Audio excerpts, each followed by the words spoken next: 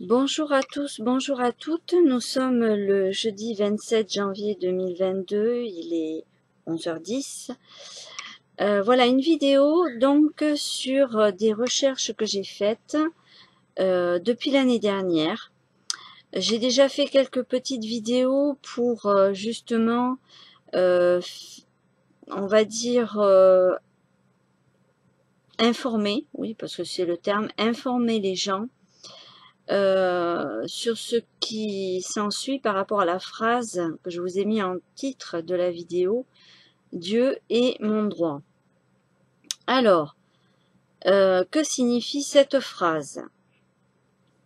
Cette phrase est, on va dire, un rébut, puisque quelque part, oui, je peux le comparer à un rébut de toute façon, puisque le mot Dieu est un acronyme. Alors, là, je n'ai pas de tableau comme Jean-Noël Mendy, que je vous invite à aller voir, et d'ailleurs je mettrai dessous la vidéo, les liens de sa chaîne, Sortir de la pyramide, ou Jean-Noël Mendy, donc il y en a deux, et vous pourrez donc regarder même les anciennes vidéos. Vous avez sur d'autres plateformes de vidéos où vous pouvez le retrouver. Je reviens. Donc, me revoilà le même jour, hein, jeudi 27 janvier 2022, il est 11h13. Alors, Dieu est un acronyme, c'est-à-dire que Dieu, lorsqu'on le décortique, signifie définition d'une image de ce qui est, d'un rapport d'unité. Alors, je vais en bousculer beaucoup. Moi-même, ça m'a bousculé, mais ça m'a tellement parlé, tellement c'était clair, c'était limpide. Je sais que c'est pas évident pour tout le monde, surtout pour quelqu'un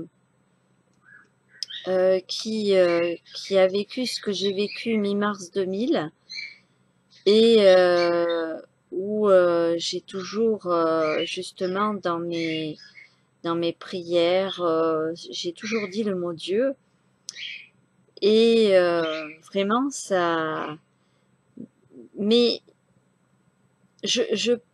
enfin c'est pas je pense ou je crois, parce que la croyance malheureusement fait beaucoup de tort. Et à l'heure actuelle, avec ce qui se passe, c'est exactement ce qui se passe. On est dans des croyances parce qu'on fait vivre tout le monde. Et d'ailleurs, je l'ai dit dans une de mes vidéos, le mensonge est un ensorcellement, une hypnose. Et en plus d'avoir mis la peur, ça vous bloque. Et notamment les gens les plus fragiles. Et du coup, pour avancer, ça ne permet pas à l'être humain de se défendre comme il se doit. On l'a tellement rabaissé, on l'a tellement, ils ont voulu tellement le noyer avec le matérialisme. Je ne suis pas contre le matérialisme, mais parce qu'on en a besoin, mais quelles sont toujours les utilités? C'est ce que nous on apprend quand on fait à l'école des dissertations, des rédactions, même en cours de philosophie, où on remet en question, où on essaie d'aller chercher à comprendre. Donc, maintenant, je comprends mieux pourquoi, par exemple pour l'archange Michel, Michel signifie le reflet de Dieu. Donc c'est un équivaut, c'est quelqu'un qui a la même la même définition d'une image de ce qui est par rapport à une unité. C'est-à-dire que si j'ai quelqu'un en face de moi, un autre être humain, je suis un équivalent. Je suis aussi son reflet. En fait, tout ce qui nous a été appris était codifié. Était-ce pour nous perdre ou pour nous retrouver en tant qu'être humain? Parce qu'à l'heure actuelle, je dirais même depuis quelques années, on essaie de faire de nous des objets par l'intermédiaire de l'argent. L'argent qui est un outil qui a pris des proportions comme dans le système de la santé, où il y a des choses où ça prend des proportions ubuesques, des proportions malsaines. Donc, bon, la vidéo fait déjà 4 minutes. Donc, j'essaie d'être le plus clair possible pour vous. Je vais faire comme Jean-Noël Mendy dans une des prochaines vidéos. Je vais prendre le tableau. Mais là, en parole, donc je vous ai dit ce que signifiait Dieu et pourquoi ET et mon droit. Alors, mon droit et mon droit et mon droit. On ne parle pas ici de droit et devoir. On parle ici de Dieu et de droit. Pourquoi? Parce que le droit et mon droit à faire quoi? Pour qui? Comment? Pourquoi? Toutes ces questions qui vont avec le et mon droit. Mon droit signifie quand même, dans ce que j'ai appris, ce que vous êtes, ce que vous représentez. Votre droit à disposer de vous-même, votre droit à être bienveillant, votre droit à reprendre votre pouvoir personnel, votre droit à faire les choses de façon bienveillante de toute façon. Ce qui fait que ce que vous représentez en tant que repère dans l'espace qui nous entoure, eh bien, vous représentez donc un être vivant en activité, ce qui fait que votre droit est la représentativité.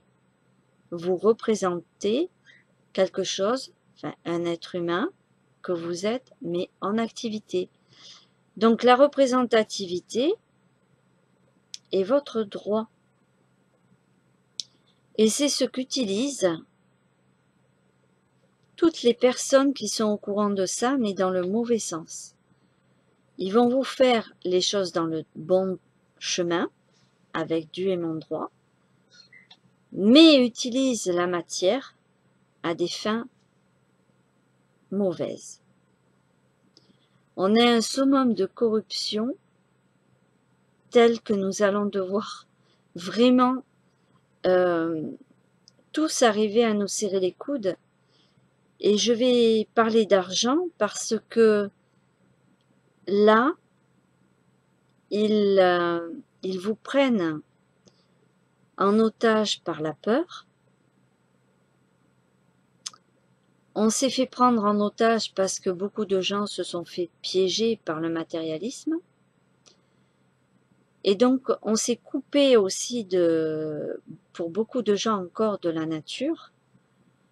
Et ça c'est même criminel parce que ça nous englue dans des situations telles que là, comme il s'est passé d'ailleurs. Je remets en mémoire ce que nous avons vécu du temps du sida. Le temps du sida, il n'y avait pas de test. Mais les gens, c'était « Ah, me touche pas. Oh, il a bu dans mon verre, je bois plus dedans. Ah, il m'a craché à la figure. Ah, et si ?» D'ailleurs, je vais faire une petite parenthèse. Mais quand je vois la propagande faite par le service public sur l'histoire des gouttelettes suspendues, Excusez-moi, mais chez moi, les gouttelettes suspendues, si on regarde bien et on observe bien la nature, il n'y a que les nuages et le brouillard. Donc si chez vous, il y a un brouillard, vous m'appelez, vous me mettez un commentaire, là, excusez-moi, mais une gouttelette d'eau, par rapport à nous, êtres humains, ne peut pas rester suspendue. Notre gouttelette d'eau, elle tombe. Donc, vraiment, je vous invite à remettre en question même tous ces tests que l'on vous fait faire, parce que j'ai parlé à des professionnels. Et vraiment, les professionnels, alors j'espère que ça va être, enfin, j'espère pas, je demande vraiment à ce que ce soit dans toute la France. Et là, franchement, les vérités vont remonter, parce qu'il y a des gens qui vont se retrouver coincés par les vérités. Surtout que c'est aussi mis noir sur blanc sur les sites, comme les Sentinelles françaises. Donc, mettre un seul nom pour des pathologies telles que bronchite, rhume, rhinite, grippe, tout ça dans le même nom, qui à l'envers fait Divoque, qui est le démon de la matérialité. D'ailleurs, je vous mettrai le lien aussi dessous la vidéo, pour que vous puissiez lire l'enquête qui a été menée. Donc sachez que, encore une fois, le gel